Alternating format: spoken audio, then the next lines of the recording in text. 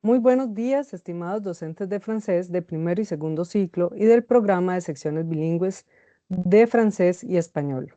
Les damos la más cordial bienvenida a este webinario, organizado por el Ministerio de Educación Pública, en el marco de la formación permanente, dirigida al personal de títulos 1 y 2. Este espacio formativo tiene como propósito fortalecer el desempeño del personal educativo, atendiendo necesidades identificadas en la práctica cotidiana y contribuyendo a un inicio de curso lectivo con bases sólidas para la gestión institucional y el aprendizaje del estudiantado. Agradecemos su participación y les deseamos un aprovechamiento óptimo de esta actividad.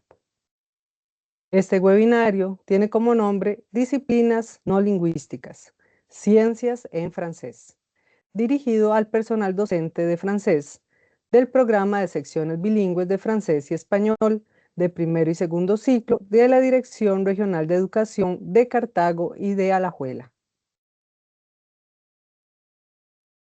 Este webinario tiene como objetivo fortalecer las habilidades lingüísticas del personal docente, en particular en el ámbito de la enseñanza de las ciencias en el idioma francés, con el fin de enriquecer sus prácticas de mediación pedagógica y favorecer el mejoramiento de los aprendizajes de la población estudiantil. A todas las personas participantes les solicitamos, por favor, llenar el registro de asistencia que se encuentra en el chat a partir de este momento. Les saluda Yanori Solís, asesora nacional del Instituto de Desarrollo Profesional Ulaislao Gámez Solano, quien nos acompañará como moderadora en este evento. La dinámica del presente webinario será la siguiente. Primeramente, contaremos con las palabras de la asesora nacional de francés de primero y segundo ciclo, la señora Marilyn Araya Brenes, del Departamento de Primero y Segundo Ciclo de la Dirección de Desarrollo Curricular. Seguidamente, la presentación principal de la capacitación a cargo del experto Máster César Arguedas. Y por último, cerraremos con el espacio de consultas y respuestas en la que nos ayudará el señor Anthony Cartín, docente de francés en el programa de secciones bilingües. De esta manera, damos inicio a esta jornada de capacitación y a continuación escucharemos las palabras de bienvenida de la señora Máster Marilyn Araya. Bienvenida, doña Marilyn. Adelante. Bonjour à toutes et à tous, chers enseignants de français du primaire. Je suis ravie de vous retrouver aujourd'hui pour ce 12e jour de formation. La formation d'hier a été très intéressante et je suis sûre que celle d'aujourd'hui le sera tout autant. Aujourd'hui, le docteur Ulloa nous guidera dans l'art de l'enseignement de la phonétique auprès des enfants, un sujet très en lien avec le programme de français et le travail en classe. Je vous souhaite une excellente journée de travail, riche en apprentissage et en échange. Merci de votre participation.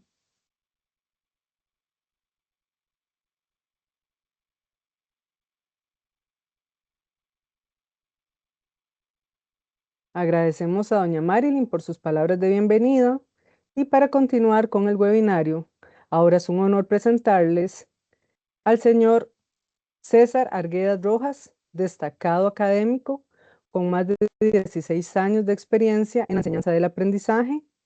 El máster César es licenciado y máster en francés de lengua extranjera por la Universidad de Costa Rica y actualmente es estudiante de tesis de la maestría de literatura francesa en la misma institución.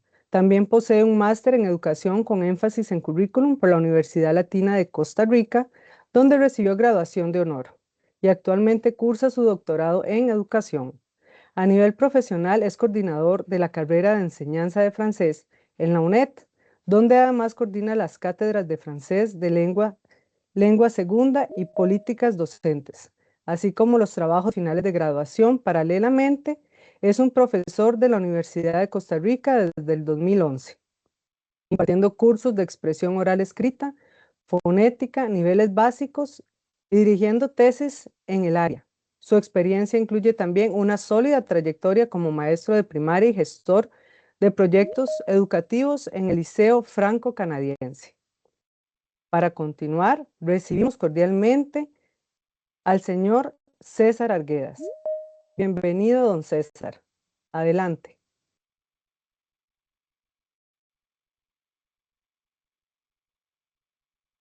Bonjour, oui. Bonjour, j'espère que vous allez bien. C'est un grand plaisir de partager avec vous le webinaire d'aujourd'hui, surtout parce que nous avons commencé à proposer une activité scientifique à l'université à l'UNED, et aussi parce que c'est toujours un plaisir de pouvoir partager les expériences scientifiques avec vous. Surtout aussi parce que je sais que vous avez une grande expérience dans la matière et comme nous avons toujours partagé et aussi avec certains collègues avec lesquels j'ai le plaisir de parler régulièrement, moi, on a essayé de faire quelque chose de bien pour les sciences, mais vous avez fait depuis très longtemps beaucoup de choses très positives pour l'enseignement des sciences dans le pays. N'oublions pas, ce que je vous ai aussi partagé, c'est que on n'a pas autour de nous un référentiel pareil qui nous indique comment faire les choses. C'est nous le référentiel, non seulement national, mais aussi centra-américain, voire latino-américain, voire mondial, de comment enseigner les sciences dans le pays. C'est pour ça que, et même dans le monde, c'est pour ça qu'à chaque fois que je partage des webinaires de la même façon que nous avons fait en sciences, et pardon, en mathématiques, il y a quelques mois, je le fais sous forme de partager des expériences entre collègues, c'est-à-dire nous, on a tous fait toujours la même chose. Donc, c'est un moment juste de partager cette expérience à propos des sciences, certes, disons, parce que moi, je dois modérer cette activité, certes, mais le plus important, c'est de s'imaginer, disons, dans un contexte professionnel entre collègues. Et c'est pour cela que, disons, la présentation d'aujourd'hui porte sur certains documents officiels et je vais vous partager aussi quelques expériences scientifiques que j'ai déjà mis en place ou bien des expériences que vous pouvez mettre en place dans les cours, disons, à partir de la maternelle jusqu'à la 6e année, tout en pensant à adapter ce dont vous avez besoin pour que l'expérience scientifique soit la meilleure. Il y a encore du travail à construire au niveau des, disons, de la didactique des sciences parce que de la même façon que vous l'avez fait et que vous avez beaucoup évolué là-dessus, on essaye, nous, de notre part, disons, surtout à l'UNED où l'on enseigne les sciences de manière officielle, de continuer la construction curriculaire, didactique, évaluative et au niveau disons, des pratiques scientifiques. On essaye d'évoluer constamment. Et on a commencé officiellement à enseigner les sciences il y a 1 an et demi, 2 ans. C'est-à-dire qu'il y a déjà les premières cohortes, disons, d'étudiants qui sont passés par les cours des sciences. Et je vais vous montrer, pour commencer cette activité, comment les sciences sont abordées de manière didactique, académique, universitaire. Ensuite, je vais vous montrer 2 ou 3 expériences scientifiques déjà mises en place et en plus celles que j'avais présentées de manière rapide puisqu'il y a des collègues parmi vous qui ont participé à l'activité l'année dernière d'ACOPROF. Donc, je vais vous présenter une activité scientifique que nous avons partagée l'année dernière avec eux très rapidement puisqu'il ne s'agit pas de répéter la même activité, mais plutôt de vous montrer quelques idées que vous pouvez mettre en place parce qu'en tout cas, ce sont des idées globales que vous pouvez parfaitement adapter selon le niveau, selon l'expérience. Ça, c'est de manière générale pour visualiser comment il faut insérer les sciences dans un cours de langue. Et finalement, je vais passer niveau par niveau en présentant des possibles activités, disons, que vous pouvez mettre en place dans un cours, au moins les généralités des activités, selon le programme du système éducatif des sciences du ministère de l'Éducation nationale. N'hésitez pas à poser des questions et je vous remercierai énormément d'en poser pendant l'activité pour que cette idée de partage soit vraiment ce que j'ai dans la tête, c'est-à-dire cet esprit de partage entre collègues, comme je l'ai toujours vu et en sachant que vous avez une énorme expérience par rapport au travail des sciences. Et ça me permettra à la fois de partager avec vous les expériences que vous avez déjà mis en place, mais aussi de poser des questions, disons, en termes professionnels, scientifiques, didactiques et pratiques, et bien évidemment, mieux connaître quelle est votre expérience scientifique à partir de tout ce que vous avez fait, de tout ce que vous avez évolué tout au long des années. Et je vais finir, disons, cette introduction en disant que vous avez certainement beaucoup d'expérience, mais n'oublions pas, disons, que la formation, par exemple, à l'université, à l'UNED, même à l'université du Costa Rica, il y a des collègues qui débutent à peine et qui n'ont aucune expérience au niveau scientifique, ni au niveau, disons, des langues étrangères. Donc, le partage professionnel, les expériences disons, de richesse professionnelle que vous pouvez aussi partager avec eux, c'est essentiel. Il y a même des étudiants qui ne savent même pas que les sections bilingues existent.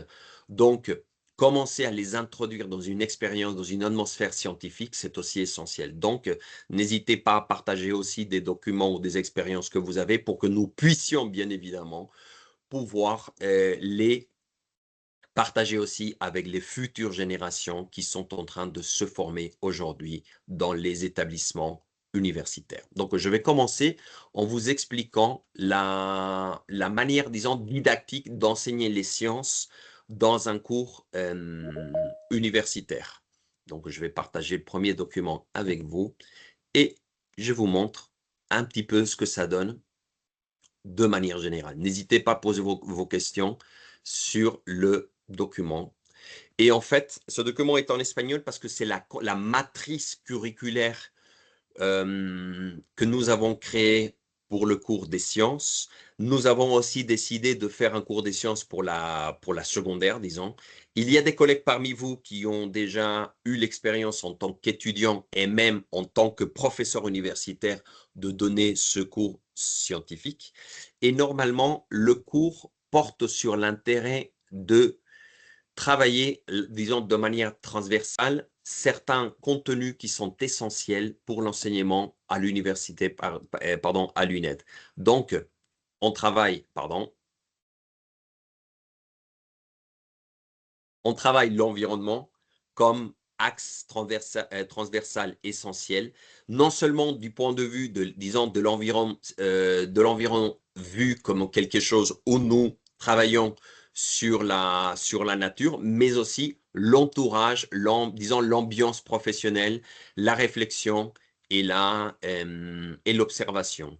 Donc, l'environnement vu du point de vue scientifique est essentiel pour le cours, mais il y a aussi l'environnement vu du point de vue des relations humaines autour des personnes.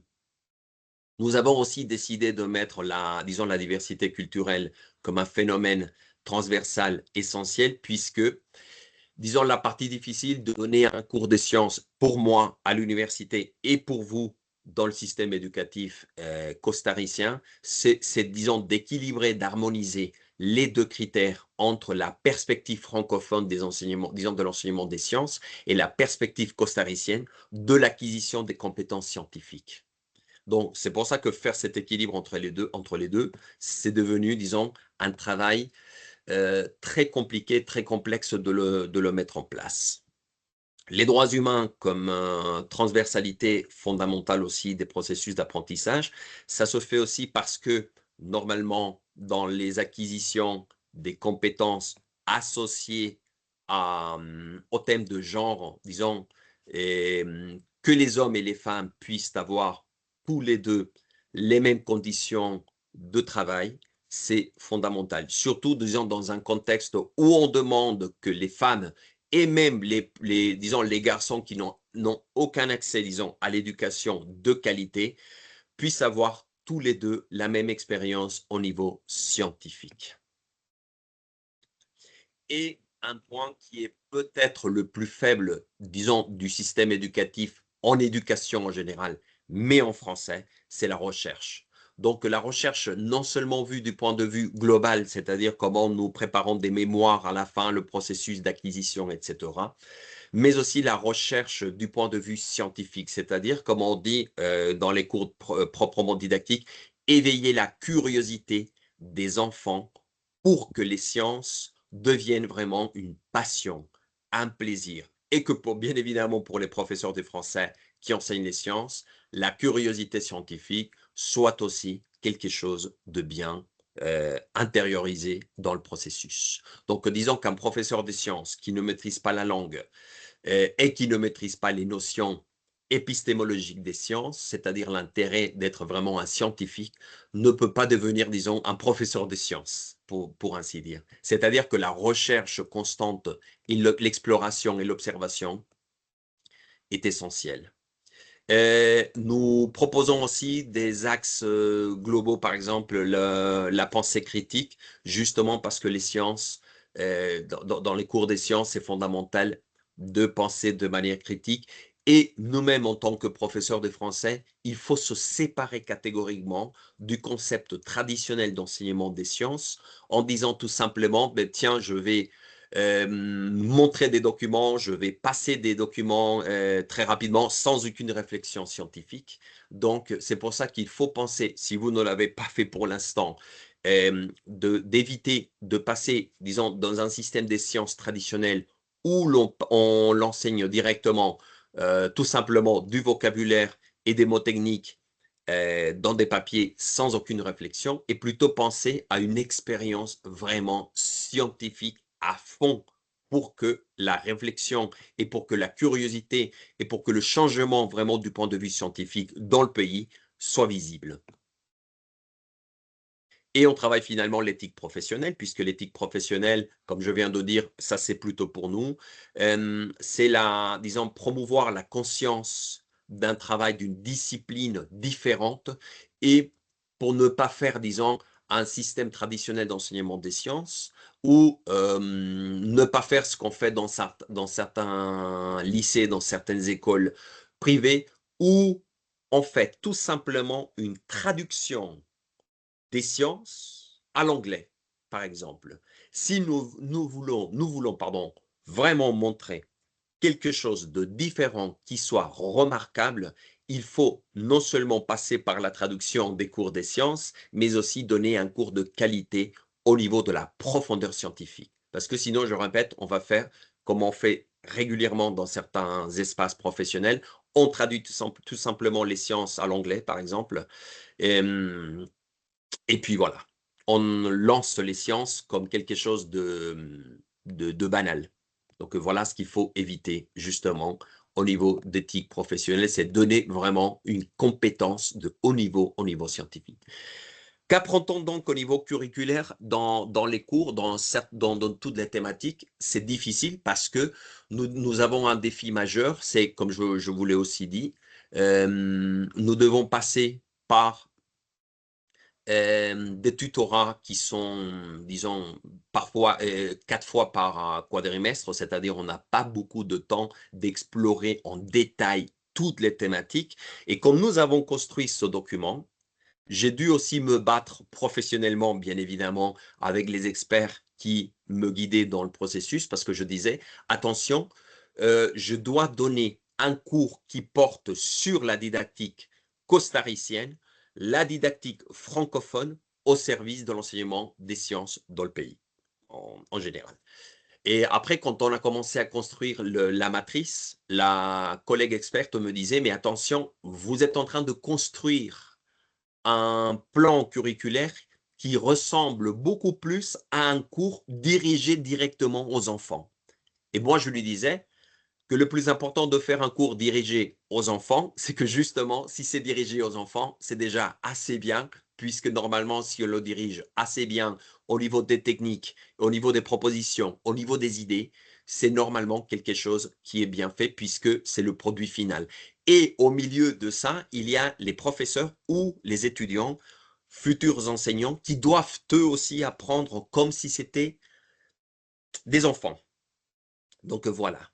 Donc à la fin, on a décidé que ça soit, disons, comme objectif, l'acquisition en général, toutes les activités portent sur l'acquisition des connaissances. Donc c'est pour ça que j'ai décidé de le faire au niveau de l'acquisition pour que la personne, disons, le professeur puisse avoir une notion didactique, au moins pour la première activité, et aussi en même temps avoir une expérience scientifique, au moins de la conception curriculaire. Bien sûr que ça dépendra aussi de l'enseignant qui passe par le cours, de bien comprendre cette formule scientifique pour la mettre au service des étudiants qui passent par le système. Et donc, nous avons passé par des contenus tels que la modalité de travail en sciences, comment je peux travailler en sciences, quelle est la méthode scientifique, parce que normalement, la méthode scientifique, c'est ce qu'il faut intérioriser chez les enseignants, chez les professeurs des langues, disons des sections bilingues.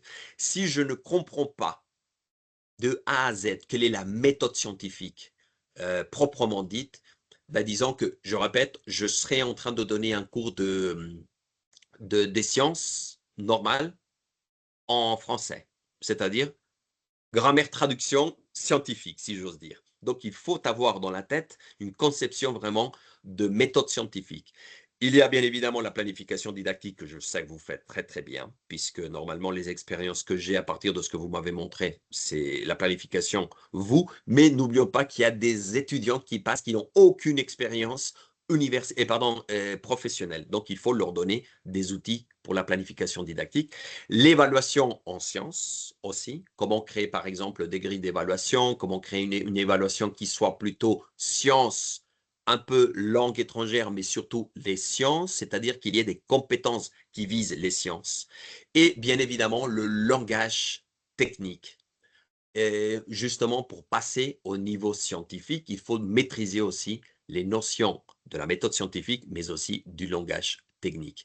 Et après, je montre des exemples. Par exemple, à la fin, ils doivent reconnaître des concepts, il faut établir la relation, les différences didactiques, reconnaître la méthode scientifique. Tout ça, normalement, c'est les résultats, disons, d'apprentissage à la fin de chaque étape. Donc, les étudiants peuvent comprendre un petit peu ou de manière globale chacune des étapes. Et donc, c'est aussi essayer d'éveiller la curiosité disons, des nouvelles générations qui, un jour, vont prendre la place des sections bilingues quand vous ne serez plus là, même si je sais que vous êtes encore très jeune, mais faut savoir aussi qu'on n'est pas éternel. Donc, il faut aussi savoir qu'il y a une future génération qui se forme dans un processus scientifique. Ensuite, on passe au niveau numéro 2, enfin à la thématique numéro 2, c'est plutôt déjà centré sur les sciences. Donc là, c'est aussi la créativité de l'enseignant qui donne le cours. Normalement, je suggère que ça soit à partir des stratégies scientifiques, des expériences observables chez les professeurs et chez les enseignants, chez les étudiants. Donc, on parle de l'alimentation, de la matière, les êtres vivants, le corps humain et les stratégies. Là aussi, c'était difficile disons, de gérer parce que je devais harmoniser un petit peu ce qu'il y a dans les plans d'études disons, des sciences de le ministère de l'Éducation nationale, mais aussi pour ne pas perdre le profil culturel dont je vous ai parlé tout à l'heure dans la transversalité. Je devais aussi me centrer sur le plan le programme d'études, disons, de l'éducation nationale française, voire dans le système éducatif canadien, voire dans le système éducatif à Tahiti. Au moins, c'est ce que j'ai essayé d'équilibrer un petit peu pour avoir, disons, un échantillon francophone déjà remarquable, entre autres, que j'ai commencé à inspecter. Le problème, c'est que, disons, à la fin, on essaye d'aborder, par exemple, moi j'ai lu le système éducatif, par exemple, en République démocratique du Congo et au Sénégal, et vous allez voir que si vous le lisez au niveau scientifique, c'est quasiment la même chose du système éducatif français. En quoi ça change dans le système éducatif, par exemple, à Tahiti, c'est qu'ils ont bien adapté les formules scientifiques, qu'ils ont pris, certes, disons, du formule globale de France, mais qu'ils ont très bien adapté au contexte de Tahiti. C'est ça que je recommande, que je vous ai dit tout à l'heure au niveau culturel. Nous ne pouvons pas non plus enseigner les sciences comme ça se fait directement de France, ni de Canada, mais plutôt d'adapter et de contextualiser à notre réalité. L'exemple typique que vous connaissez très bien, c'est que moi, je peux parler des ours polaires et moi, je peux parler des pingouins. certes, moi je peux le faire parce que ça fait partie, disons, de la société, disons, du monde francophone, peut-être de certains pays francophones. Mais dans la plupart des cas, les pingouins n'ont aucune référence culturelle, ni pour Tahiti, ni pour Sénégal, ni pour la République démocratique du Congo, ni pour le Costa Rica. Donc, vaut mieux passer aussi par un langage technique, disons, des mots que vous connaissez très bien.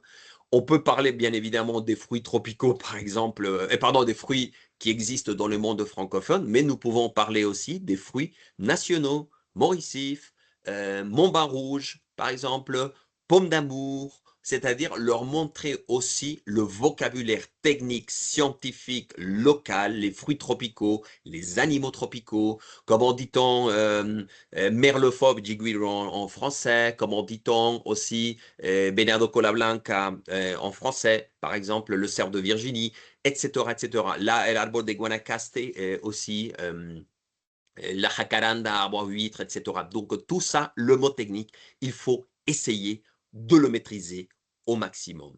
Justement parce que n'oublions pas que la réalité, notre réalité scientifique est quand même différente à celle des étudiants. Et c'est pour ça que dans le premier contenu, on parle des mots techniques scientifiques, mais aussi les mots techniques du quotidien. Donc, j'y passe vite parce que c'est aussi l'explication de tout à l'heure. Et dans la suivante, c'est plutôt la technologie. Là, c'est le plus grand défi que nous sommes en train encore de construire parce que c'est peut-être la partie la plus délicate d'enseigner, au moins pour avoir quelque chose que nous avons fortement perdu dans le système éducatif, c'est la robotique et la technologie en général. Il ne s'agit pas tout simplement de comprendre la robotique avec ces fameux concours de robotique où on apprend la robotique au niveau technique. Ça fait partie aussi, disons, essentielle du processus, mais aussi comment ça fonctionne un objet technique. Parfois, on pense que faire des sciences, on n'a pas de matériel, on n'a pas tout ce qu'il faut parce qu'il faut penser à la programmation robotique. C'est ça que nous sommes en train de travailler avec un projet. On va voir si c'est possible de le mettre en place ce quadrimestre qui vient ou dans l'avenir. Mais par exemple, un objet technique, c'est facile tout simplement de faire comprendre à un étudiant comment ça fonctionne, par exemple, un vélo.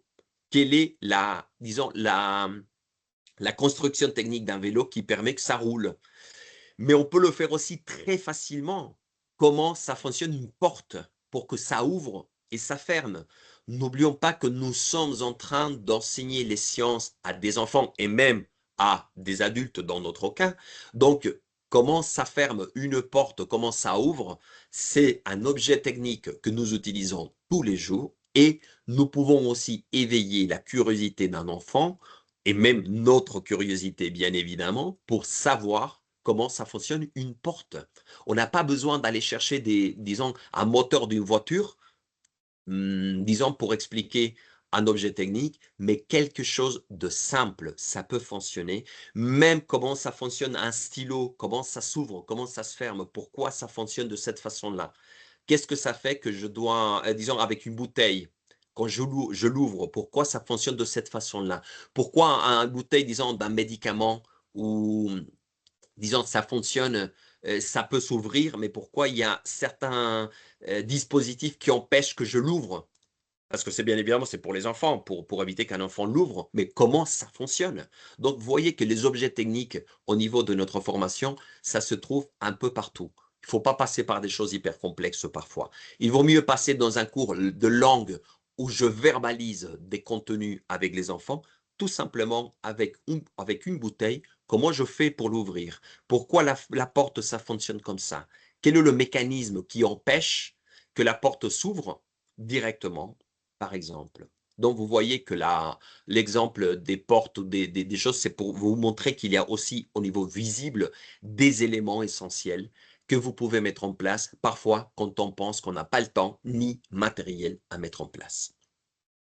Et finalement, je trouve que cette partie-là est peut-être la plus passionnante si on veut montrer aussi du vocabulaire, pardon, et c'est peut-être la plus faisable dans un contexte comme le nôtre, c'est la nature, parce que la nature, on apprend sur les écosystèmes, la biodiversité en général, l'univers et les stratégies didactiques qui vont avec. Et là, c'est plutôt facile parce que c'est une possibilité de construction linguistique pour vous en tant qu'enseignant. Parce que comme je disais tout à l'heure, du vocabulaire technique sur la robotique et d'autres, c'est beaucoup plus facile à trouver. Mais du vocabulaire technique sur les sciences du Costa Rica, sur la liste des fruits tropicaux, sur la liste des animaux tropicaux, disons, du Costa Rica, sur, disons, la liste des oiseaux de Cartago, là, c'est pas facile. C'est vous qui apprenez à les construire. Moi, j'ai appris à les construire. Moi, je connais un certain vocabulaire technique scientifique sur les oiseaux, par exemple, du pays. Et ça m'a permis aussi de faire, disons, une expérience scientifique plus riche parce que les enfants sont très curieux et ils vont vous demander comment dit-on pecho amarillo en français. Très rapidement, ils vont vous poser des questions sur la curiosité linguistique. Ils vont vous demander comment dit-on arbol de jacaranda en français. Très rapidement. Ils vont vous demander comment dit-on aussi mamoncino en français.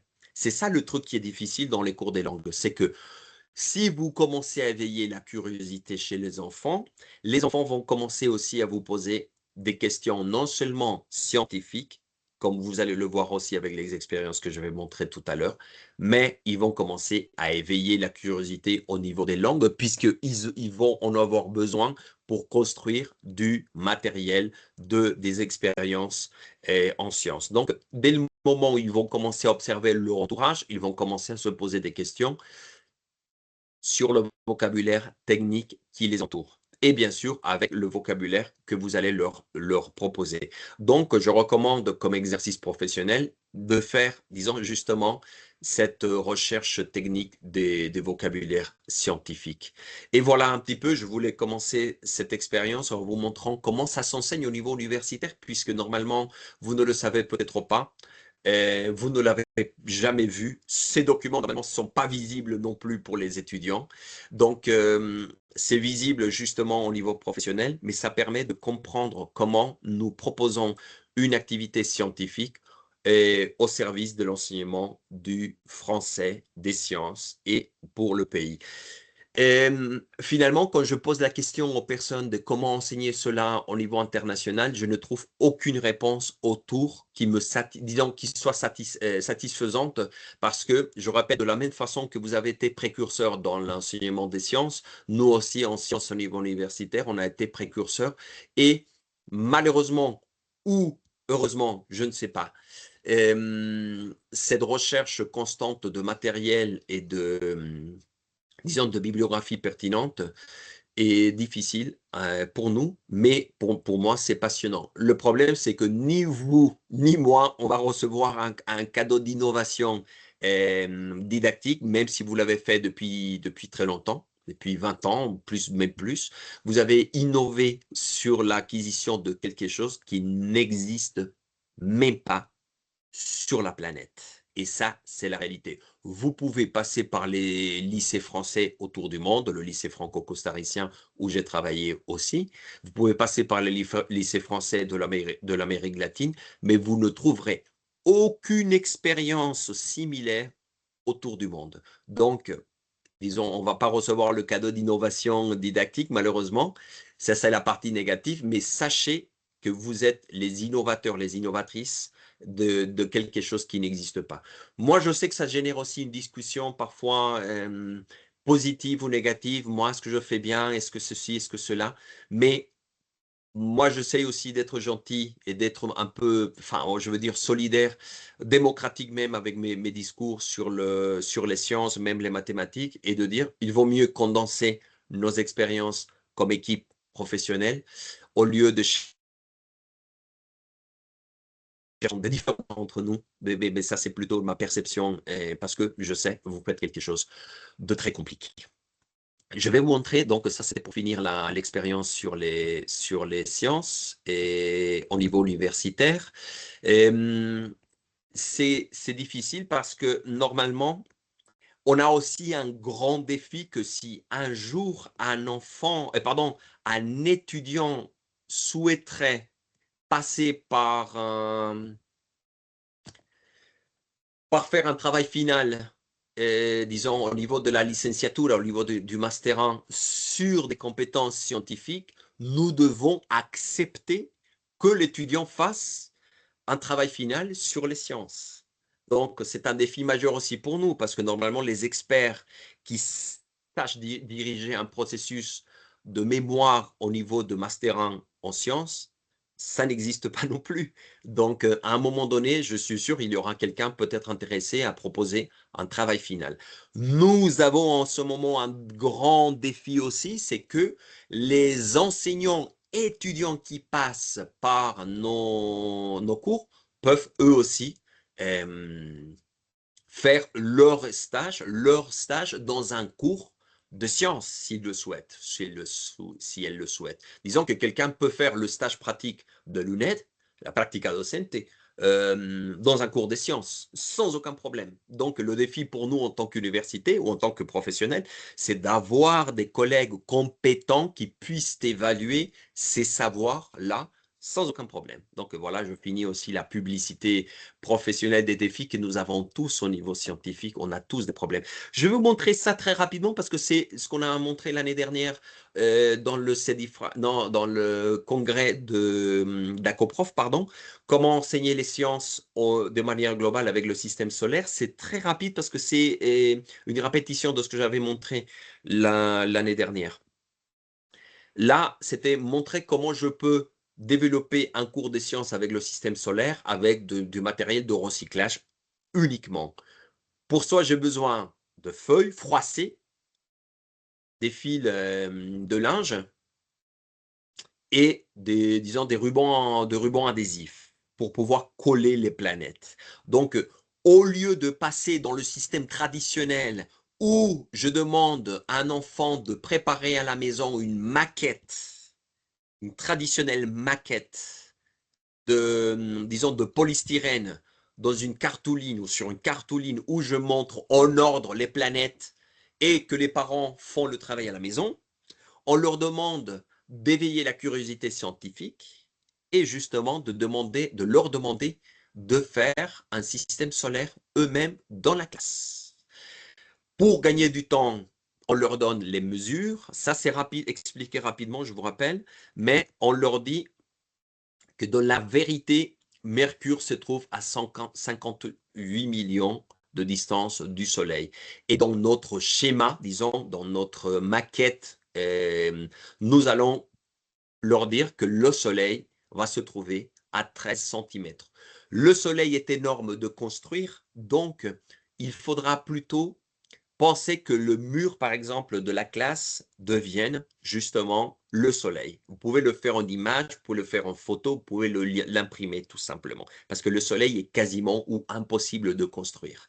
Donc, il faudra coller le fil, la corde à linge, tout autour de la salle de classe, parce que ce n'est pas une maquette, une petite maquette, mais plutôt une maquette de taille, disons, de la classe. Vous devez d'abord mesurer la classe.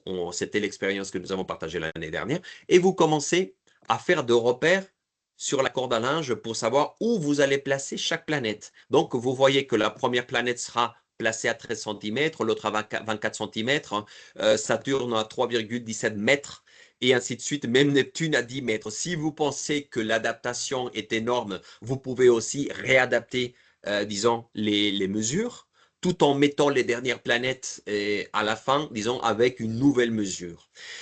Pour cela, vous pouvez l'adapter sans aucun problème à l'intelligence artificielle en lui disant, par exemple, ma salle de classe mesure telle quantité de mètres, ça ne mesure pas 10 mètres, donc vous pouvez aussi le faire, disons, au long du couloir si vous voulez, mais pour qu'on vous donne les mesures adaptées à vos circonstances. Mais ça, c'est un exemple didactique, je répète. L'autre chose qu'il faut faire, c'est de donner le volume des planètes. En réalité, la planète Mercure mesure 4880 mètres de diamètre, kilomètres de diamètre. Dans notre réalité planétaire que nous allons construire, ça va mesurer 0,5 cm. Donc, comment nous allons préparer cela? Je prends le papier et je le froisse. Là, c'est plus petit parce que c'est juste un bout de papier de 0,5 cm que je dois mesurer avec la règle. Et difficile à faire avec peut-être avec Saturne qui mesure 12,35 cm. Donc, vous devez froisser de papier de recyclage, papier journaux, et vous les froissez et vous les construisez en papier et jusqu'à ce que ça ait une mesure approximée, disons à 12,35 cm, et vous avez déjà construit la planète.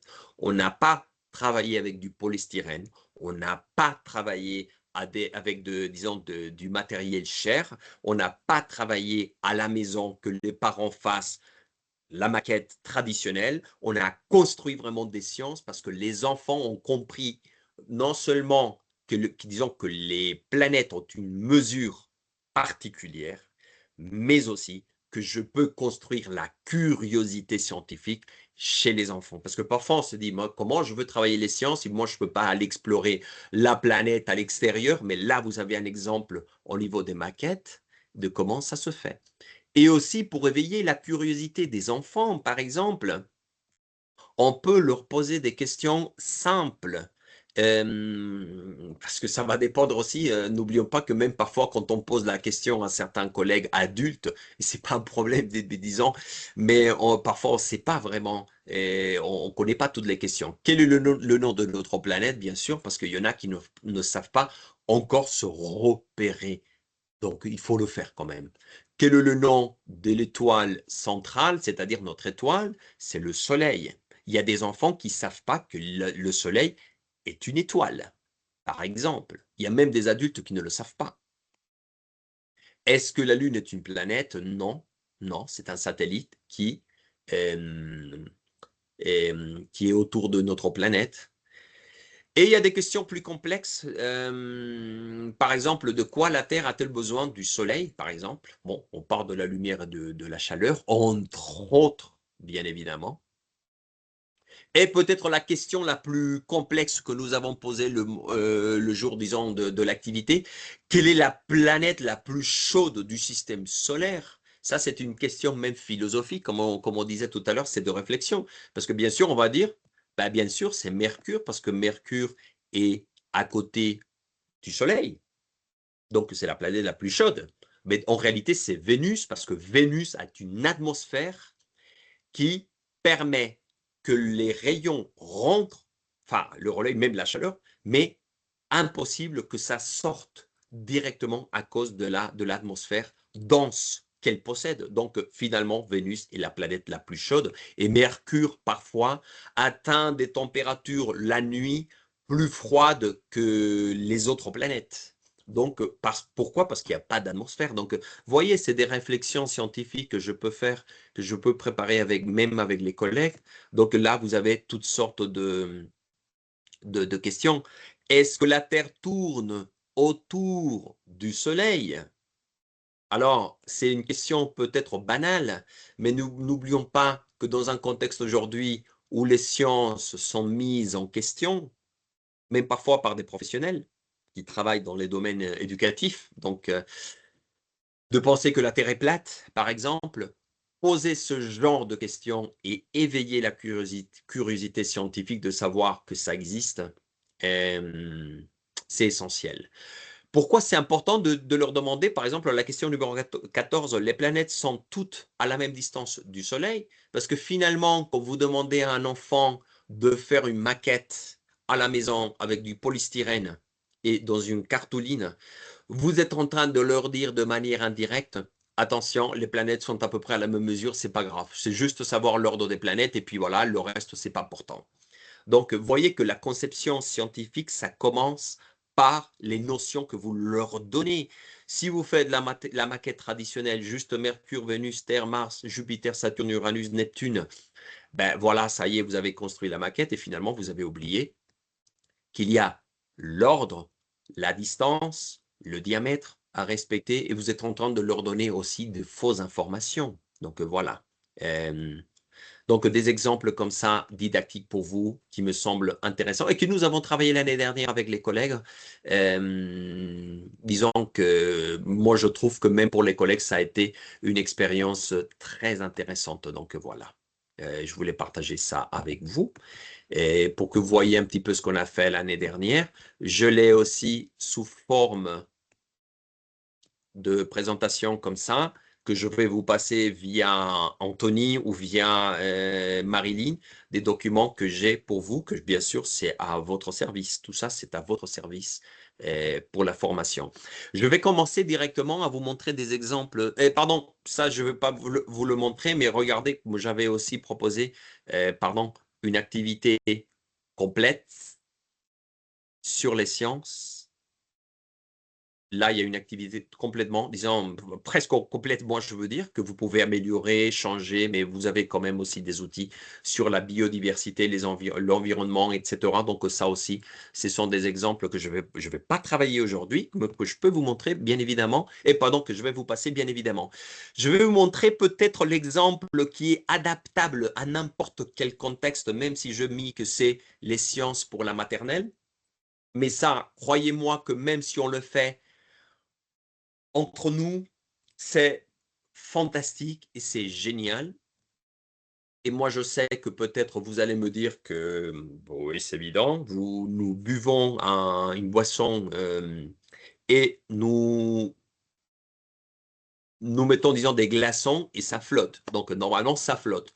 Est-ce que nous sommes, en tant qu'adultes, posé la question, pourquoi un glaçon, ça flotte? Pourquoi les glaçons, ça flotte, pardon? C'est ça la question difficile. Disons, se poser la question sur un thème scientifique, c'est regarder autour de nous de manière quotidienne pourquoi ça flotte. Parce qu'il y a les icebergs, il y a les glaçons. Quand nous buvons, disons, une boisson, ça flotte. Oui, mais pourquoi ça flotte? Mais disons, avant de poser la question de pourquoi ça flotte, nous pouvons demander à un enfant au niveau de la maternelle, mais ça, je répète, ça peut être aussi factible pour un adulte, l'expérience de fabriquer un iceberg, pardon, au niveau à l'échelle. Donc,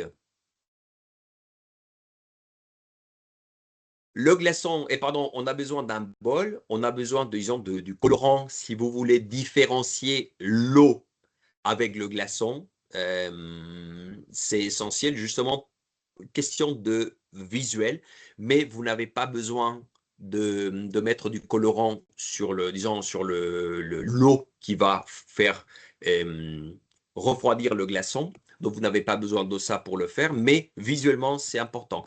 Et là, le plus important, c'est de voir, disons, le matériel, c'est là.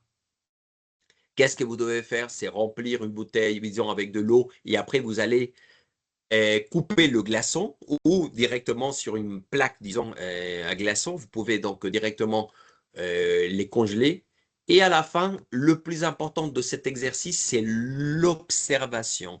Une fois que vous avez le bol rempli d'eau, comme ici, et vous allez insérer le glaçon dans l'eau, vous allez demander aux enfants, que va-t-il se passer? Si vous leur dites ce qui se passe, vous avez gâché toute l'expérience scientifique. Si vous leur demandez qu'est-ce qui va se passer, même en espagnol, parce que c'est de la maternelle, même si vous voulez le faire pour une expérience avec la 6e année qui a un vocabulaire plus précis ou beaucoup plus de mots, mais demandez tout d'abord qu'est-ce qui va se passer quand je vais mettre le glaçon. Il y en a certainement qui vont dire ça va flotter. Il y en a d'autres certainement qui vont dire ça va fondre.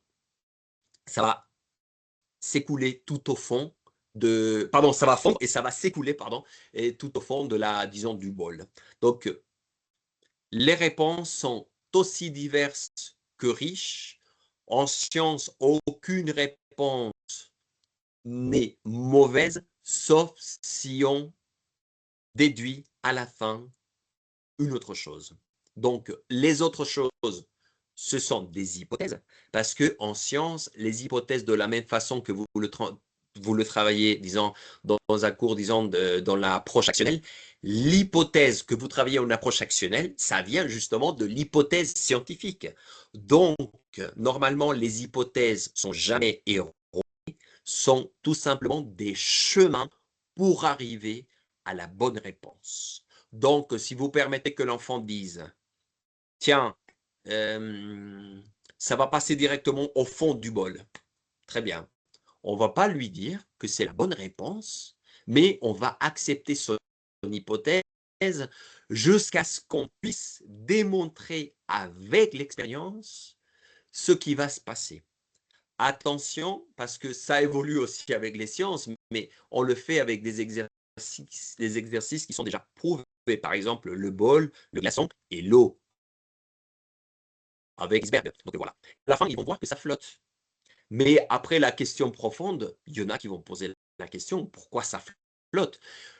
Je vais laisser la porte ouverte, disons, de la curiosité professionnelle. Je ne vais pas donner la réponse directe aujourd'hui, mais vous pouvez chercher aussi, si vous n'avez pas en tête pourquoi un iceberg, ça flotte, parce qu'on va dire tout simplement parce que c'est un solide. Non, il y a une question plus profonde qui touche, disons, d'autres domaines de pourquoi ça flotte. Donc voilà, pensez à éveiller vous-même la curiosité de chercher pourquoi un glaçon, ça flotte dans un bol ou dans un verre, ou pourquoi un iceberg, ça flotte dans la mer. Donc voilà.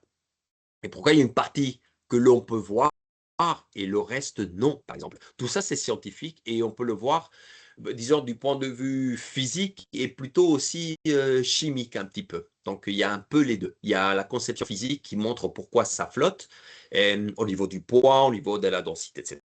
Bon, vous allez découvrir. Et au niveau de la chimie, c'est la composition. Donc, voilà. Essayez de donner toujours des réponses raisonnables aux enfants à partir des expériences comme celle-ci. Disons que l'observation, en ce moment, c'est fondamental pour pouvoir passer un processus. Je répète, ça c'est pour la maternelle, mais c'est un exercice qui fonctionne à tout niveau, mais pour les adultes, mais pour vous, mais pour vous. Si on le fait dans un atelier scientifique, moi je suis sûr que vous allez être aussi passionné qu'un enfant, si vous aimez vraiment le métier que vous exercez.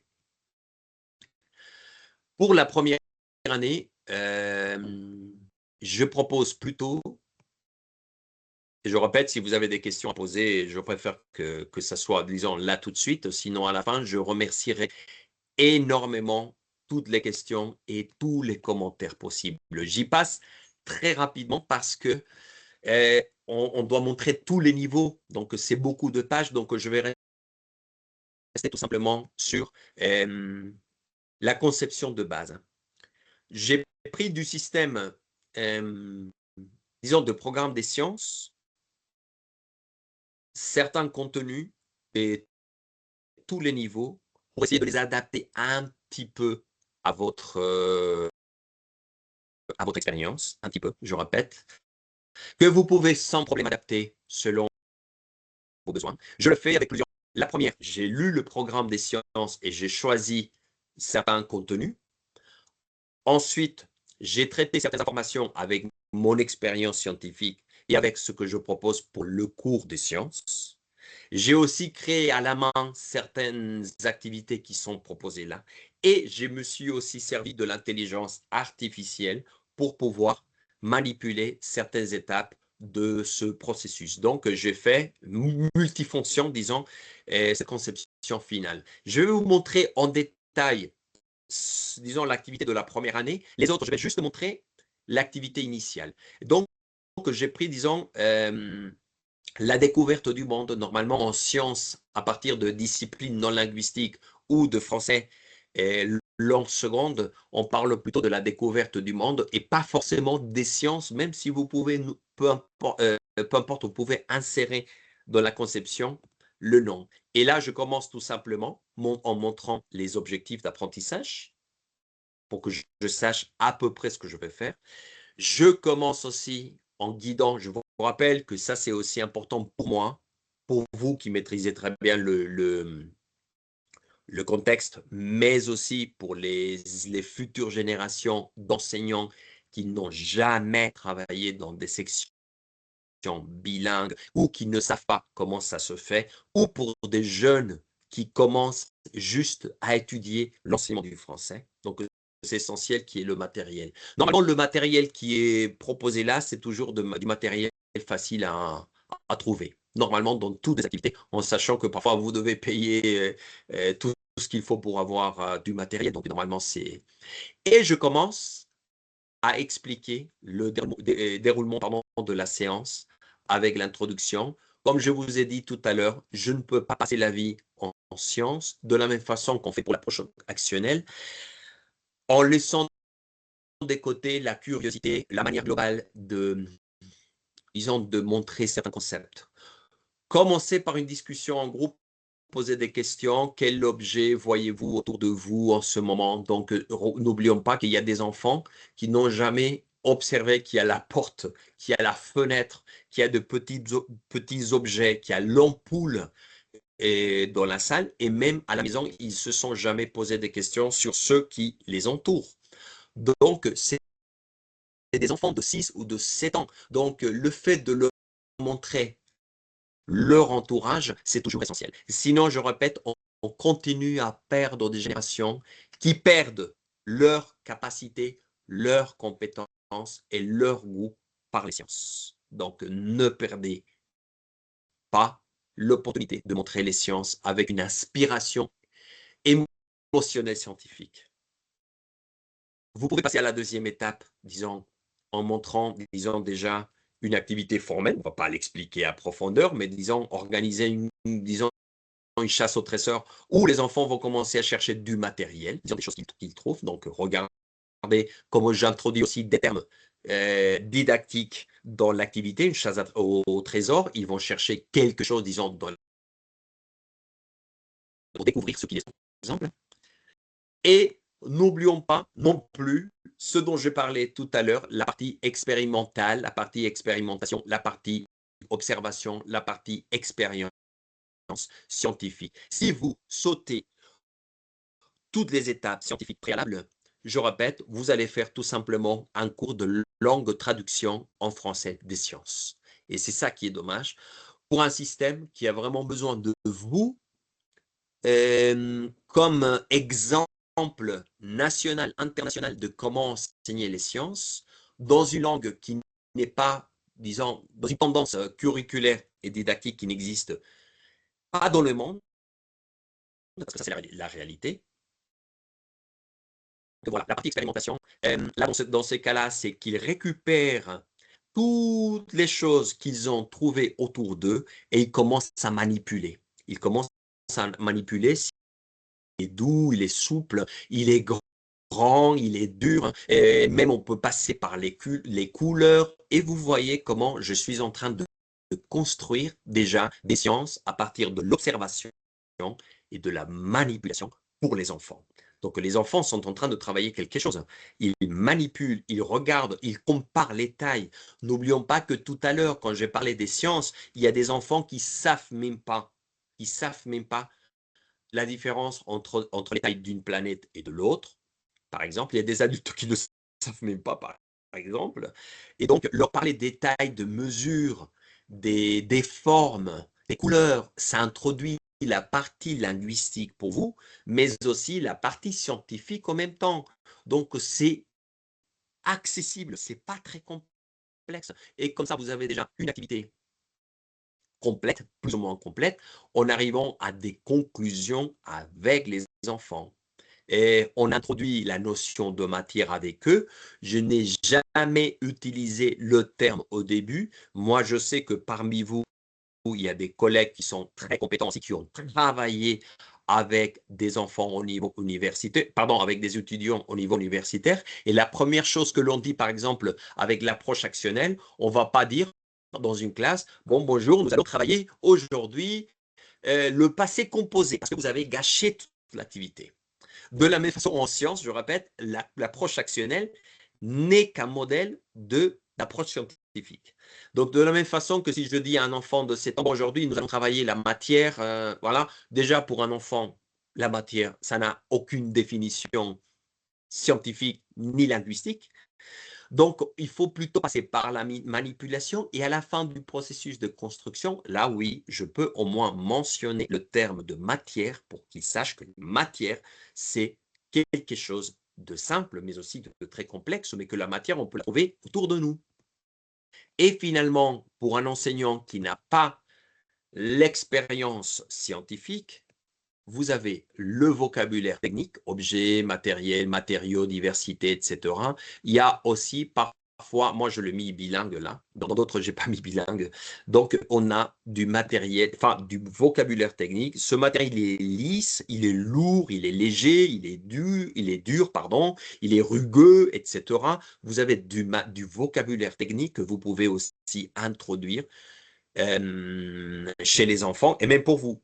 Même pour vous, parce que il faut avouer que nous ne sommes pas français ni francophones d'origine, donc il y aura forcément du vocabulaire, même en espagnol, que nous allons maîtriser. Donc là, toucher, regrouper, grouper, classer, etc. Donc vocabulaire aussi technique que vous allez peut-être mettre au service des enfants. Donc voilà, je finis, disons la première année, c'est un exemple de ce qu'on peut faire, mais je vais aussi passer par la deuxième année pour que vous voyez ce que ça donne une activité pour la deuxième année. Pour la deuxième année, vous avez découvrir la matière et la force. Je répète, c'est à peu près le même principe, mais je ne vais pas commencer l'activité en disant, bon, nous allons travailler sur la matière et la force, ça c'est pour vous, ça c'est pour votre préparation, mais c'est jamais, jamais, jamais introduit pour les enfants et directement. Donc, vous avez la même chose, vous avez le matériel nécessaire, vous avez les objectifs, vous avez l'axe thématique qui s'attache directement à l'activité selon le programme des sciences. Et vous avez le matériel nécessaire et vous allez voir que dans la plupart des cas, c'est toujours la même chose. C'est toujours la même chose. Je vous recommande, si vous voulez vraiment être, disons, un scientifique fou, un fou scientifique ou une folle scientifique, d'acheter vous-même du matériel pas trop cher, des verres, des bols, des produits vraiment pas trop chers, et même parfois, juste en sortant de l'école, pardon, de la salle, vous allez trouver du matériel. Ou même en demandant, disons, à la soda, ou je ne sais pas, vous pouvez aussi peut-être parfois demander du matériel. On n'a pas vraiment besoin de certains modèles très complexes dans la plupart des cas dans le système. Et on peut passer par du matériel que nous pouvons soit acheter à des prix raisonnables, soit que vous pouvez, disons, emprunter de l'école, si vous n'avez pas de matériel. Donc voilà. Et la même histoire ici, vous avez le matériel, vous avez ce qu'il nous faut, vous avez l'explication. Je ne vais pas passer à toutes en détail avec tout, mais vous allez voir que c'est la même chose, c'est l'exploration. Ça commence toujours par l'exploration et l'introduction et les questions préalables, parce que déjà, ça introduit la langue et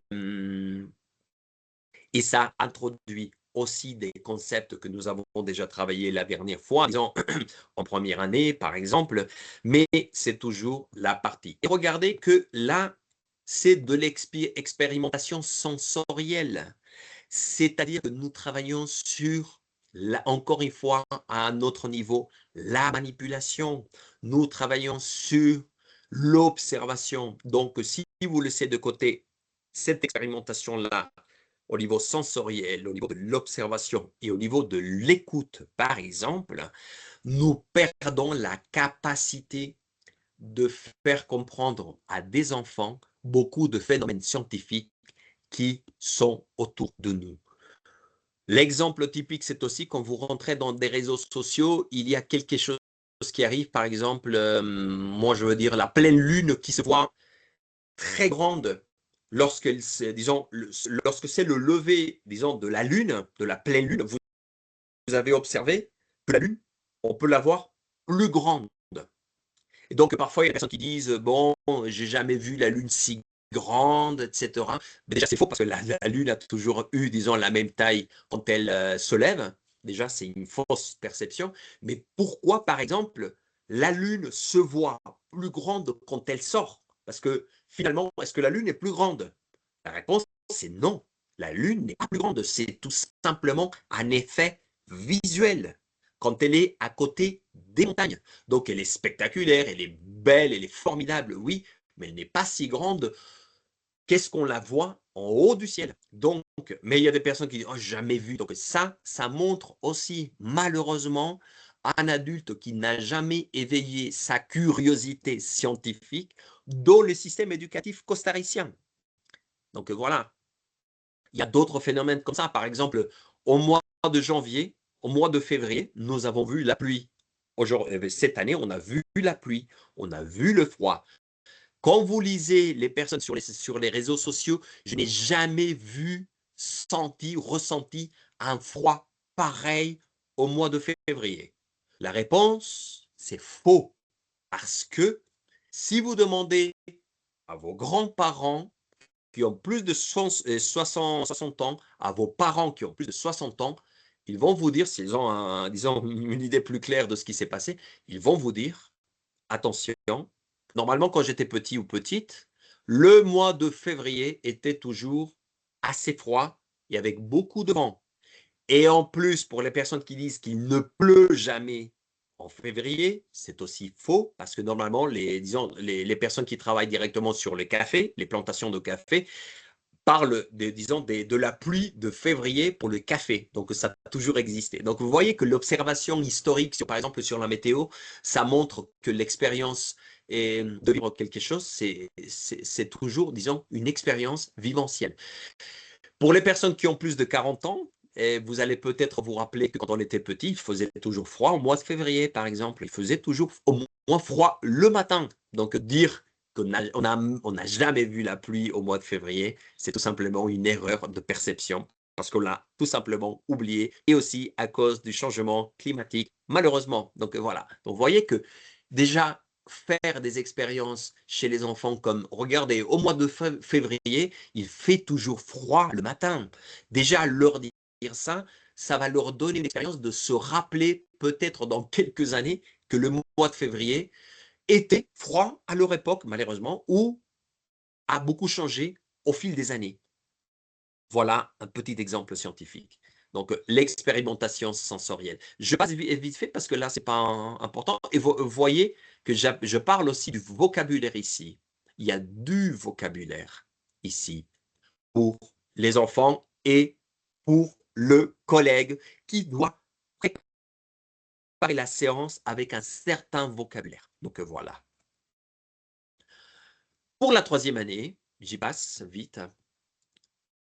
Moi, je choisis l'exploration de mon corps, les os et les muscles. Donc, il y a beaucoup de formules que je peux mettre en place sur cela. C'est la même conception. Il y a les objectifs. Et regardez que le matériel n'est pas si compliqué que ça. Parfois, vous avez besoin justement de beaucoup plus de choses, mais on peut imaginer d'autres choses. Par exemple, j'ai mis tablette et ordinateur pour aller chercher des informations si besoin, par exemple.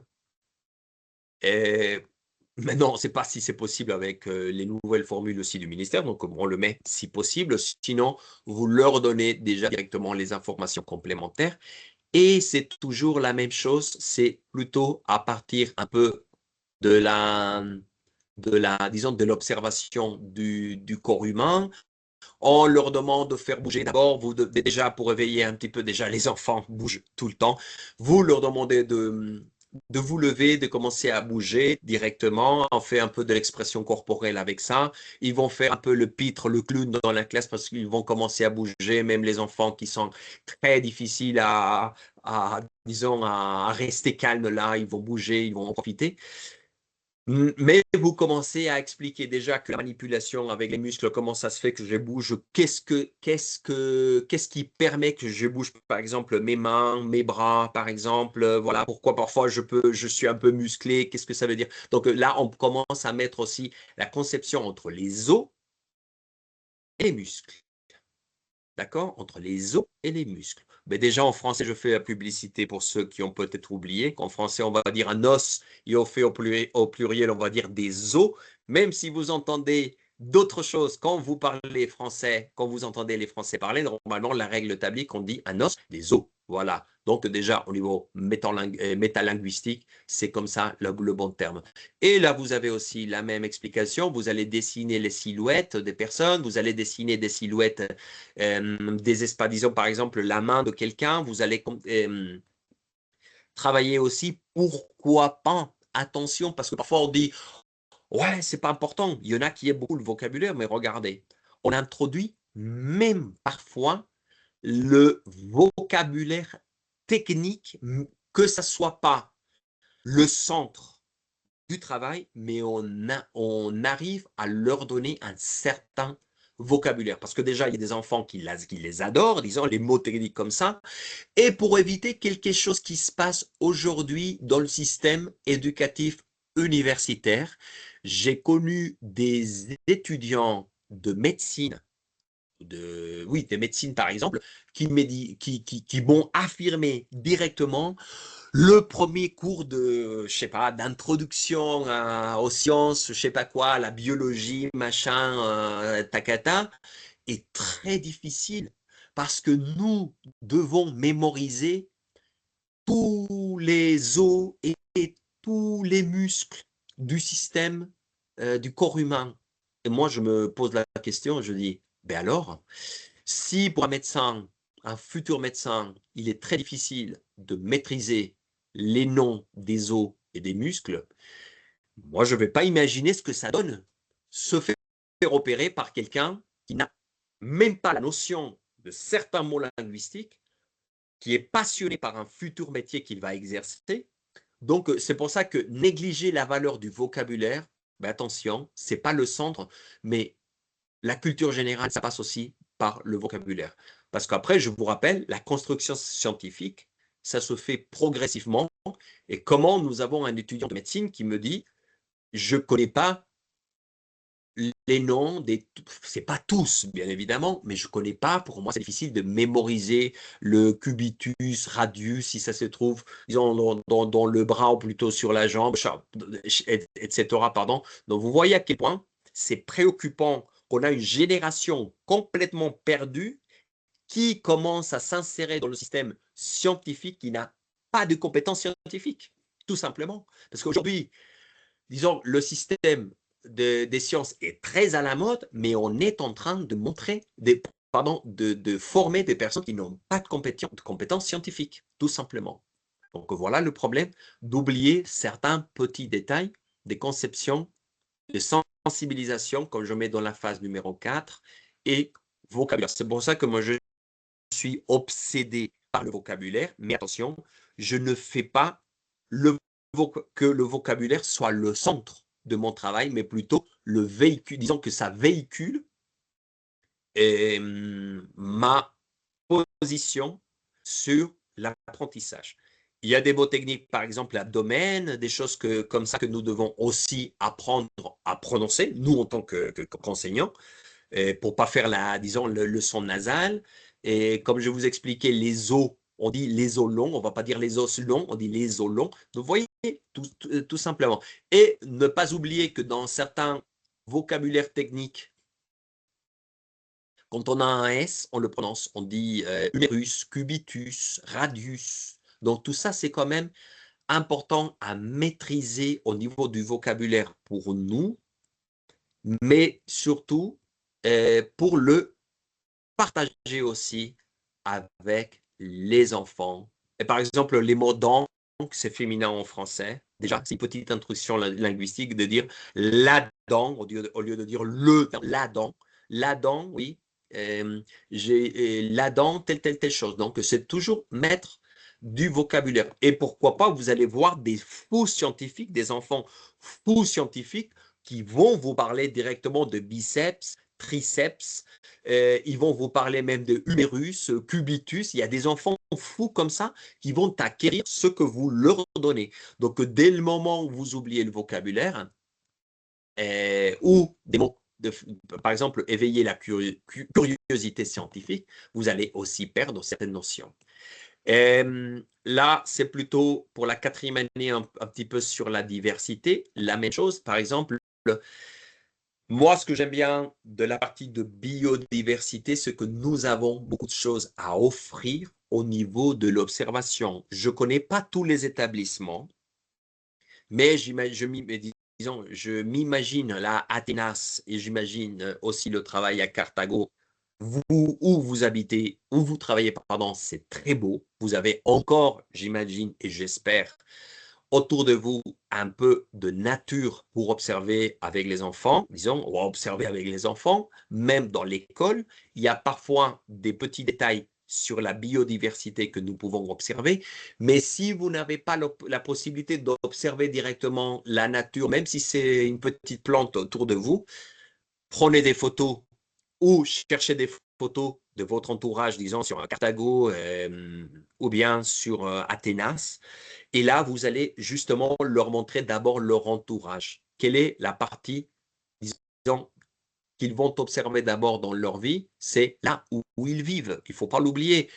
Bien sûr, ne laissez pas de côté l'entourage scientifique francophone, si c'est possible, un petit peu. Qu'est-ce qu'un enfant français va peut-être observer dans son entourage?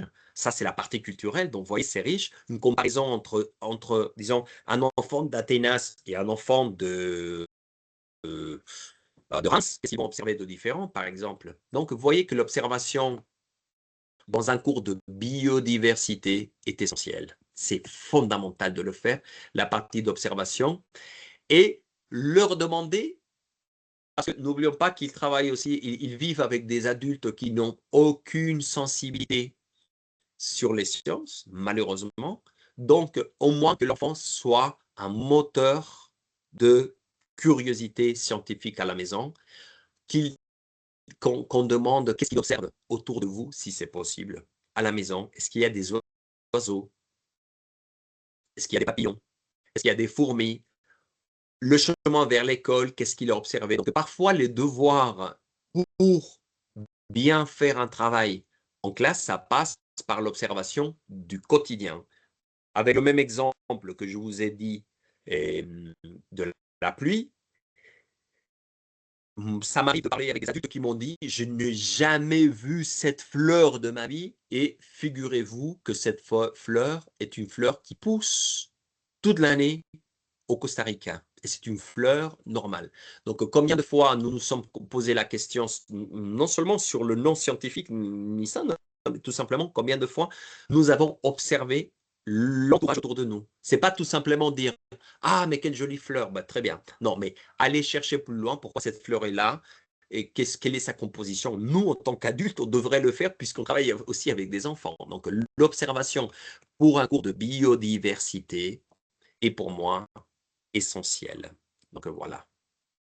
Voilà ce que je vous montre aussi. Il y a toute la progression améliorable, si vous voulez, changeable dans certains contenus, si vous le considérez.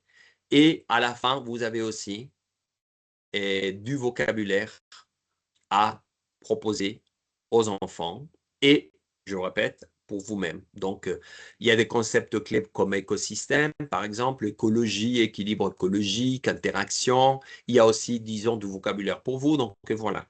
Donc, pour la biodiversité, de la même façon que pour les autres activités, mais là, c'est surtout l'observation globale de l'entourage. Ça passe par l'observation. Les autres, ça passe plutôt par la partie sensorielle, le toucher, par exemple. Là, c'est plutôt observer.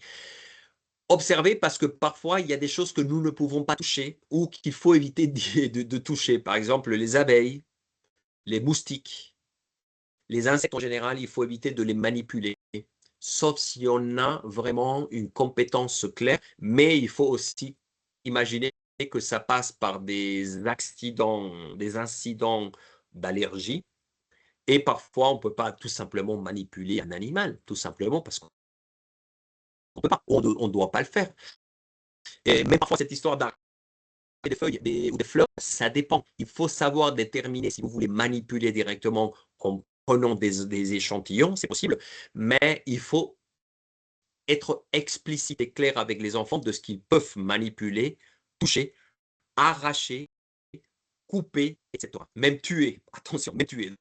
Donc, il faut éviter tout cela, justement, mais dans un point de vue de leur montrer que parfois, il ne faut pas passer par tuer des espèces comme au 19e siècle pour avoir accès à certaines informations. Pourquoi, par exemple, les scientifiques ont tendance à prendre des échantillons d'un parent?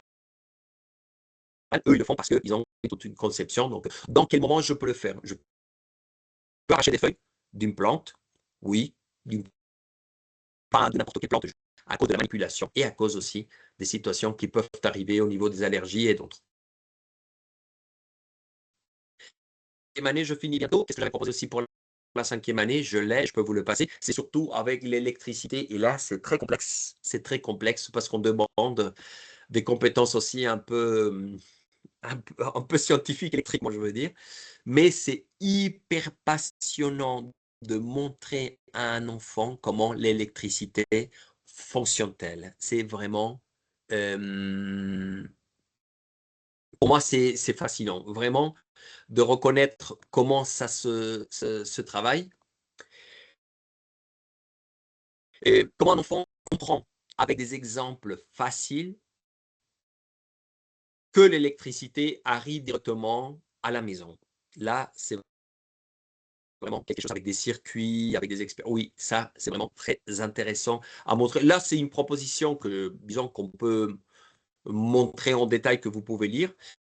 Mais là, par contre, ça demande que la personne puisse avoir non seulement une formation plus concrète, et pour cela, on peut aussi imaginer que pour certaines compétences, on peut avoir une formation là-dessus, mais on demande aussi que la personne manipule beaucoup plus la science au niveau de la manipulation de l'électricité. Là, c'est la partie la plus difficile. Si je ne suis pas capable de le faire parce que ce n'est pas mon truc, parce qu'à la maison, ce n'est pas moi qui m'en occupe, et je vous recommande quand même de passer par cette petite expérience qui n'est pas si complexe que ça, mais ça, c'est un exemple, disons, de comment créer un petit circuit électrique pour qu'on puisse comprendre comment ça fonctionne. Sinon, par exemple, publicité, si vous allez du côté de la librairie internationale ou de Toys, et si vous avez vraiment envie d'acheter certains produits pour vous-même, pour vos enfants, disons, à la maison, et pour vous-même parce que vous êtes passionné, je vous recommande d'aller chercher des jouets sur les circuits électriques déjà constitués. Et comme ça, vous pouvez passer directement par une expérience scientifique avec les enfants parce que croyez-moi, les enfants, les petits, quand ils découvrent comment peut-on faire de l'électricité, passer par un circuit et que là, par exemple, cette histoire qu'on apprenait tous aussi, qu'avec une pomme de terre, on peut faire de l'électricité, les enfants vont être vraiment ravis de comprendre que l'électricité, ça peut se faire à n'importe quelle échelle. Donc, ne perdez pas non plus la possibilité de leur montrer un petit peu comment ça se fait. Au niveau scientifique, pardon, et je n'ai pas montré la partie du champ lexical. Aussi, regardez, il y a tout le champ lexical à construire avec eux ou à développer vous-même. Donc, voilà. Je vous rappelle que pour cela, on demande un peu plus de compétences scientifiques, mais quand vous commencez à tester des choses que vous n'avez jamais fait avec les enfants, c'est super, super intéressant. Et je finis avec un thème aussi très délicat, très difficile parce que, disons, quand on travaille les systèmes avec les enfants, on se demande aussi comment le faire. Là, j'ai choisi, disons, le système endocrinien comme exemple didactique des comment ça peut se travailler. Et là, vous avez un exemple de quelque chose qui fonctionne assez bien. Et pour les systèmes, la partie plus difficile, c'est que moi, je ne peux pas manipuler les systèmes à l'intérieur, mais je peux utiliser des choses qui fonctionnent avec le système. Et par exemple, avec le système digestif, je peux montrer aux enfants comment ça fonctionne. Le système digestif, tout simplement avec un bas de femme, je veux dire, un pantimedia de mujer, un bas de femme. Et avec des chaussettes aussi, avec des chaussettes.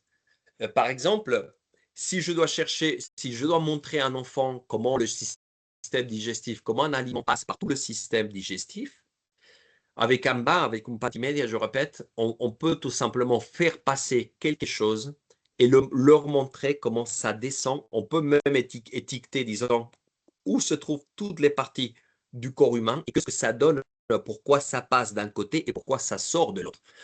Il faut aussi, bon, je sais, il faut aussi montrer de manière naturelle que ça va rentrer par une partie et ça va sortir par une autre partie de manière naturelle, tout simplement. Mais avec un bas, on peut montrer comment ça peut circuler dans un système, si vous voulez montrer de manière visible. À mon époque, maintenant, c'est plus possible, malheureusement, mais on manipulait de vrais poumons. C'est-à-dire, on cherchait des poumons à la bouche, chez le boucher, à la boucherie, et on manipulait de vrais poumons. Ça, je pense que c'est plus possible, malheureusement, mais on manipulait vraiment des poumons pour qu'ils comprennent comment ça se fait. Mais sinon, on peut passer aussi par des maquettes en leur montrant, par exemple, avec une paille, comment je peux faire, disons, en soufflant, comment ça se gonfle, comment ça se dégonfle, mais avec toujours des petites expériences. Et là, par exemple, bon, pour le système endocrinien, je montre plutôt une histoire avec la discussion sur la bonne alimentation, pourquoi c'est essentiel, la réflexion individuelle, comme je vous l'ai montré tout à l'heure, et on commence avec la création d'une silhouette du corps humain, parce que de la même façon, on n'a pas accès à la manipulation entière. Donc, soit vous présentez aussi des vidéos, comme je vous montrais tout à l'heure avec une possibilité, si vous avez accès à des vidéos dans la salle de classe. Sinon, élaborer la silhouette du corps humain pour commencer aussi à montrer comme il y a des hormones, il y a certains organes qui peuvent se travailler. Vous allez voir en tout cas en détail et vous allez aussi, comme je vous ai dit tout à l'heure, inclure les concepts d'hormones, de glandes, etc., pour pouvoir au moins mettre dans la tête des enfants certains concepts. Et pourquoi la bonne alimentation, par exemple, est essentielle dans le corps, chez l'être humain pour pouvoir nous manipuler certains concepts.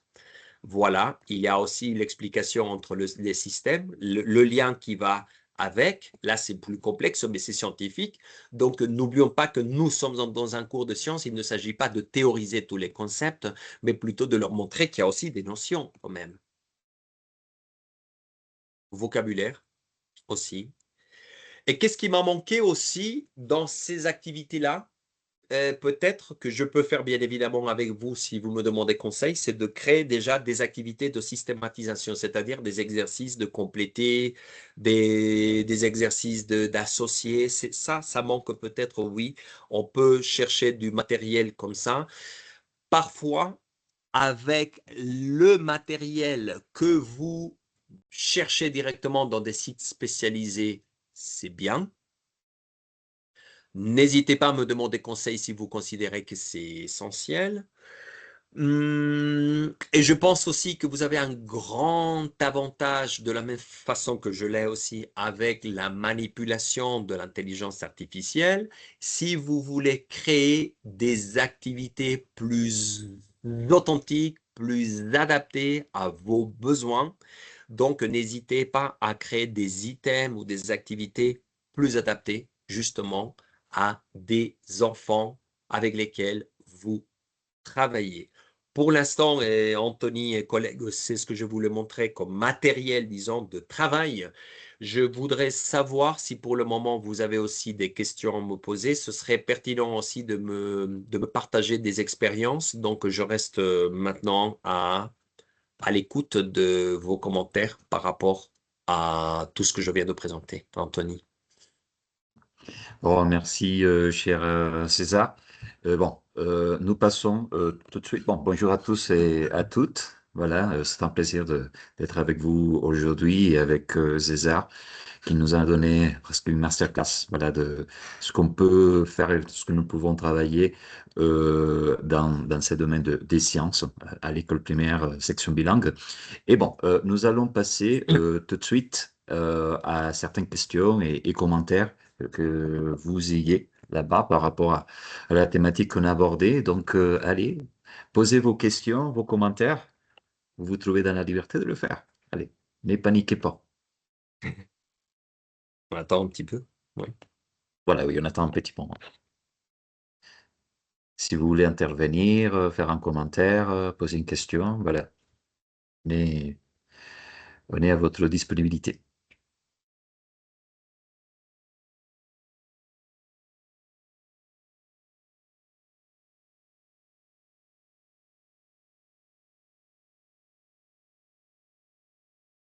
Sauf si tout est clair, vous me dites tout est clair au moins pour savoir si c'est clair, parce que je ne sais pas si c'était assez accessible pour vous. Et voilà.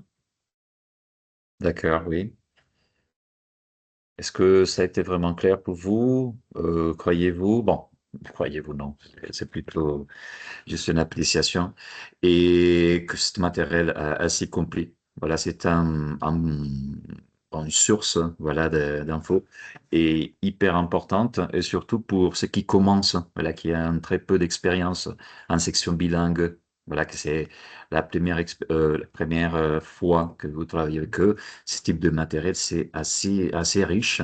Voilà, juste pour vous guider, voilà, dans tout votre parcours, dans la médiation que vous devez faire dans des cours de sciences, il me semble, et à mon avis, par mon expérience, que c'est assez enrichissante, voilà, pour ceux qui commencent, celles qui commencent en section bilingue. Uh-huh. Allez, Ouais, je vous ouais. conseille énormément ça. Et non, et Anthony, ce que tu dis, par exemple, c'est que, ouais, comme je disais au début de l'intervention, c'est qu'il ne faut pas oublier qu'il y a des collègues qui débutent à peine et avec la particularité aujourd'hui de l'UNED, c'est qu'il y a moi, je veux dire, des adultes de 18, 19, 20 ans qui n'ont jamais eu l'occasion de travailler et qui regardent tout ça comme une nouveauté. Et même la réflexion que nous avons tous, même université, même section bilingue, c'est de diffuser beaucoup plus, tous, ce que nous faisons, parce qu'il y a des collègues, disons, moi j'ai partagé avec les collègues l'expérience que j'allais partager ce cours de sciences avec vous. Il y a des collègues qui m'ont dit, je ne savais même pas que ça se travaille dans le système éducatif costaricien. Des collègues de français, enseignement du français. Bien sûr. Donc, je reste à votre disposition et disponibilité aussi. Je voulais toujours prier, même gentiment, si c'est possible, dans la mesure du possible, de m'inviter à des séances que vous proposez, pas, disons, avec un objectif de cibler des erreurs, mais plutôt que je puisse aussi, disons, faire une rétroaction positive de ce que vous faites et de la même façon que je puisse m'alimenter, me nourrir de ce que vous faites au quotidien, parce que maintenant qu'on est le référentiel, nous, universitaires, vous, au niveau du système éducatif des sciences, on a tous besoin d'être quand même harmonisés. Donc, je laisse toujours la porte ouverte aux gens pour pouvoir m'inviter gentiment à vos séances de classe pour que je puisse partager avec vous ce que vous faites et apprendre de vous aussi, bien évidemment. Je finis aussi le dernier message. Qu'est-ce qui vient selon ce que nous avons planifié? Je ne sais pas quand, mais on va essayer de le faire. On va essayer de créer une activité scientifique. On a Feria Scientifica 100% en français. On avait déjà commencé à promouvoir le projet, mais malheureusement, comme ça passe par la partie administrative, c'est difficile. Je sais que parfois vous le faites et vous le faites aussi avec certaines, disons, formules. On voulait aussi commencer à proposer un projet avec les laboratoires des sciences de lunettes pour travailler un petit peu la robotique et la manipulation d'autres instruments. Pour l'instant, c'est en construction. L'idée, c'est que les étudiants soient favorisés, disons, directement avec cette manipulation-là, mais que ça soit aussi ouvert à des professeurs des sciences de français. Donc, pour l'instant, c'est en construction, mais je vous l'avance parce que déjà, c'est un secret qui va rester en français. Et en plus, on le fait avec beaucoup de plaisir pour qu'on puisse justement travailler dans le développement des compétences scientifiques. Qu'est-ce qui vient aussi après pour finir? Il y a aussi la création, si c'est possible, parce que c'est pas, moi, je ne peux pas le faire tout seul, mais c'est pour ça que je laissais toujours la porte ouverte à des collègues intéressés aussi à s'approcher un petit peu à des expériences plutôt disons, universitaire, la création, pourquoi pas à un moment donné, du matériel scientifique 100% en français costaricien aussi. C'est au moins ce qu'on a dans la tête et c'est dont je rêve pour le moment parce que c'est en train de se construire. Donc voilà, Anthony et collègues, je pense qu'il n'y a pas de questions. Et à part certains commentaires que j'ai reçus directement sur mon téléphone portable de remerciements et d'autres des collègues que j'estime aussi amis, collègues à la fin et à la fois, et plus les autres commentaires, moi je vais m'arrêter là pour mon intervention. Ok, parfait, César. Merci beaucoup, voilà, pour cette information assez précieuse. Et voilà, soyez les bienvenus à nos salles de cours. J'espère, merci beaucoup, merci Bien beaucoup. sûr, tout à fait. Bon, maintenant, bon, je donne la parole à Gianoli. Gianoli, le cedo la palabra. Muchísimas gracias, don Anthony. Estaríamos con las preguntas y respuestas ya listos, o hay alguna otra consulta. Estamos ya, exactamente. Ok, perfecto. Entonces agradecemos igualmente a don César por todas las ideas brindadas y desarrolladas. Esperamos que haya sido de provecho para todos los participantes. Muchísimas gracias por ese tiempo y disposición, ¿verdad? De compartir este tiempo con nosotros. Y agradecemos igualmente a don Anthony por esta colaboración, ¿verdad? En el proceso de preguntas y comentarios. Igualmente Muchos. agradecemos a todas las personas funcionarias del Ministerio de Educación Pública que se conectaron en este webinario. Les recordamos llenar el registro de asistencia del evento, el cual se encuentra compartido en el chat en este momento.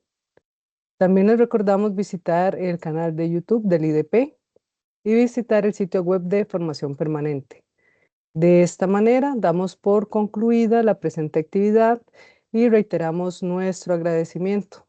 Les deseamos que tengan un excelente día. Muchas Merci, gracias. merci beaucoup. Muchas gracias. Gracias, hasta luego.